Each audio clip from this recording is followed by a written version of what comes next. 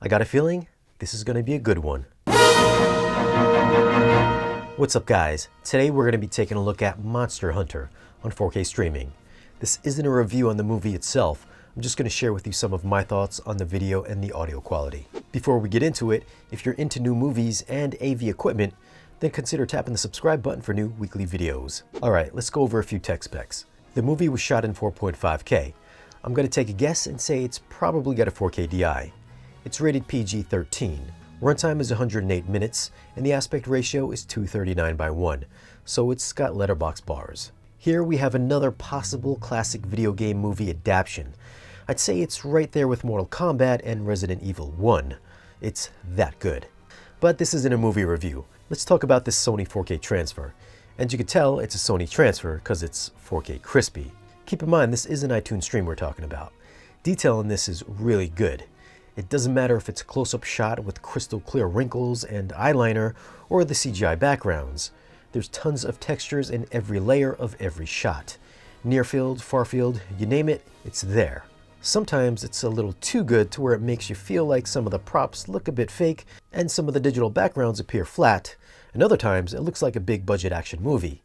The digital monsters can be hit and miss as well. I don't recall the names, but the dinosaurs drinking from the lake were noticeably CG, and then you have 𝙂𝙊𝙊𝘿 where the CG was really well done. I mean, you can see all the intricate textures they put into making it look as lifelike as possible.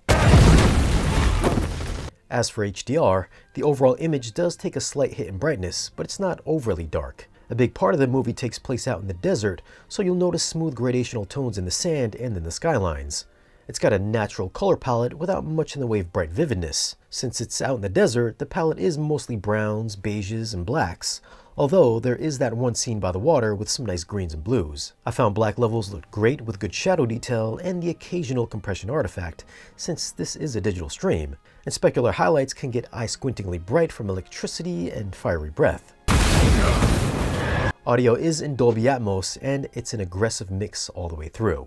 Oh, I'd also like to give a shout out to all my Patreon supporters who helped to make this digital purchase possible. Feel free to sign up. You don't have to, but sign up anyways.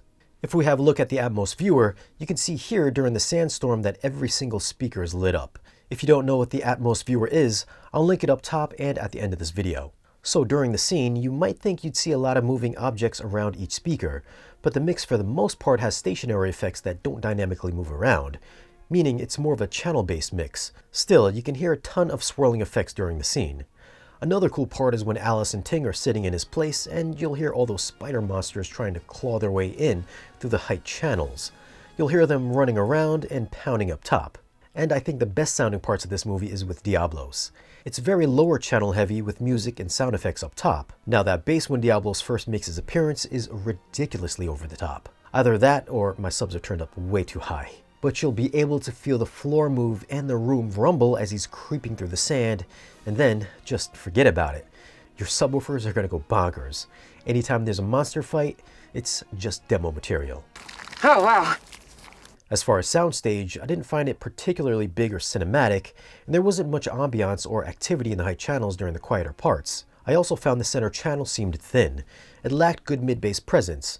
This could be because it's a digital stream, so we'll have to see when the physical version comes out. So for audio, I'm going to go with a 9.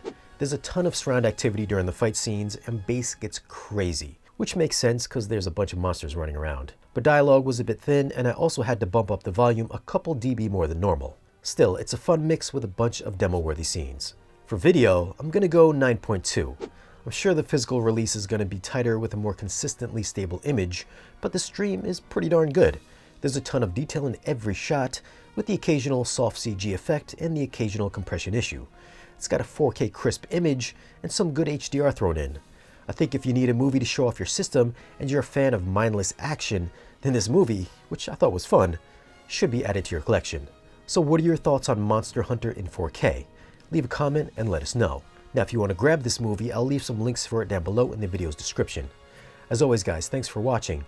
If you want, you can follow us on social media, and if you want to support the channel and get exclusive content and great discounts on audio and video gear, then stop by our Patreon page.